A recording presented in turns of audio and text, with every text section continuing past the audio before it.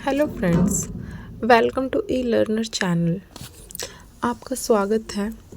आज हम आपके साथ इसकी समरी का अध्ययन करेंगे BEGC 131 के ब्लॉक 1 द इन्वायरमेंट का। तो धीरे धीरे हम इस पूरे कोर्स को पूरा करेंगे। ओके, तो सबसे पहले हम देखते हैं ब्लॉक वन में एनिमल्स राइट पढ़ेंगे। और सबसे पहले इसका शॉर्ट इंट्रोडक्शन होना बहुत इम्पॉर्टेंट है और ऑथर के बारे में जानना भी ज़रूरी होता है, क्योंकि एग्ज़ाम में ऑथर के बारे में भी पूछ लिया जाता है। तो देखिए फ्रेंड्स, यहाँ पे ऑथर के बारे में दिया गया है।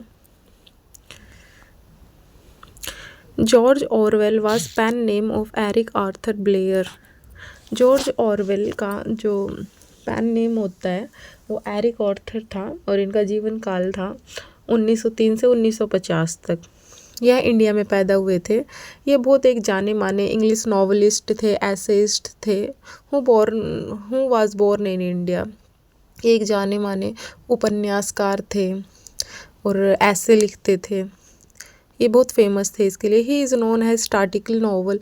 ये अपने व्यंगपूर्ण लेखन के लिए जाने जाते हैं नॉवेल्स के। Of which animal form 1945 is a one, जिसमें से एनिमल फॉर्म जो 1945 में लिखा गया है वो एक है। It is an allegory of Russian revolution.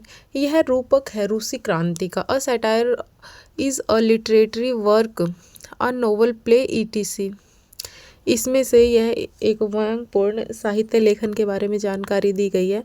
Which tries to show foolishness और evil establishment of practice amusing way, जिसमें से उन्होंने व्यंगपूर्ण स्थापना के अर्थ और स्थापना के जो ईविल इंटेंशन वाली है उसके बारे में अभ्यास कराया है कि कैसे एक अम्यूजिंग वे में इसमें समझाया गया इस चैप्टर में। An allegory is a story which characters and action have deeper moral meaning, represent good or bad qualities। इस जो कहानी में जो रूपक स्टोरी है, कहानी में जो रूपक है, उसमें जो कैरेक्टर हैं और उनके द्वारा किए गए जो कार्य हैं वो हमें एक गहरी शिक्षा देते हैं और उसके अर्थ को समझने में, उसके अच्छे और बुरी क्वालिटीज़ को समझने के विचार रखते हैं। तो फ्रेंड्स, इसके बाद हम देखते हैं यहाँ एनिमल राइट्स। इसमें देखिए 1.0 से लेके 1.8 तक दिया गया है। Objective reading comprehension and extract from Animal Farm vocabulary picking और ऐसे कर करके 1.8 तक दिया गया है।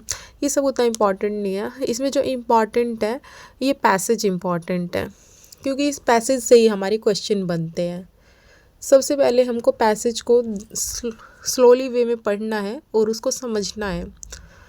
तो आज हम आगे देखते हैं। The aim of the reading comprehension and extract from Animal Farm study guide. ये शॉर्ट सा कुछ समझाने के लिए दिया गया है। और आपको हम बता दें, इस वीडियो को हम 2 पार्ट्स में पूरा करेंगे, क्योंकि वीडियो बहुत लॉन्ग हो जाएगी। एक पार्ट में बस आज थोड़ा सा और पढ़ेंगे और नेक्स्ट पार्ट में इसको कंप्लीट कर देंगे। The aim of this section is help you to read with understanding and expand your vocabulary.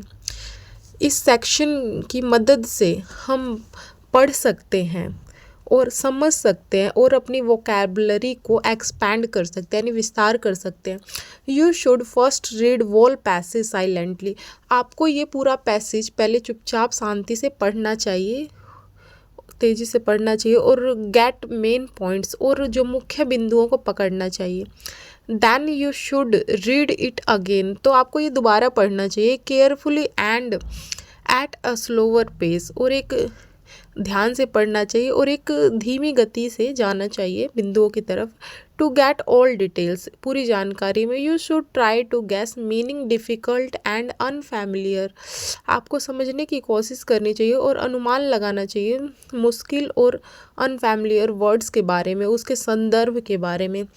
If for some reason you still can not understanding the meaning, अगर जो कुछ कारणों से आप नहीं समझ पाते हैं इसके मतलब को, then you may consult a dictionary, तो आपको एक डिक्शनरी की सहायता लेनी चाहिए, यानी शब्दकोश की। डिक्शनरी आपको मालूम होगा नॉर्मली मिलती है, बट आजकल डिक्शनरी कौन यूज़ करता है, गूगल आसान है। किसी वर्ड के बारे में समझ में आ रहा है तो गूगल लोग कर लेते हैं, ये पहले की बात है डिक्शनरी।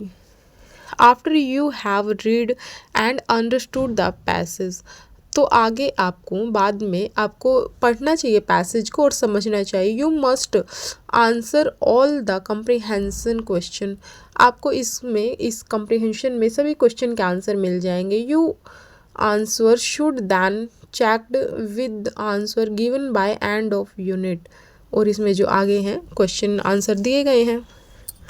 तो फ्रेंड्स इस पार्ट में हम इतना ही पढ़ते हैं, क्योंकि फिर ये वीडियो बहुत लॉन्ग हो जाएगी। नेक्स्ट पार्ट हम लेके आएंगे तो इस पैसेज को, पूरे पैसेज को कंप्लीट कर देंगे। ये आगे जो 1.1 दिया गया है, passage for reading from George Orwell Animal Farm, ये कोई ज़्यादा लंबा नहीं है, बस थोड़ा सा है, इसको पूरा पढ़ के ख़त्म कर देंगे। और आगे क्वेश्चन आंसर है, इसके आंसर आगे दिए ही गए हैं, आप ये अपने आप कर ही सकते हैं। अगर जो आप नहीं कर पाएंगे तो कमेंट कीजिएगा, वो भी मैं करवाने की कोशिश करूँगी। Okay friends.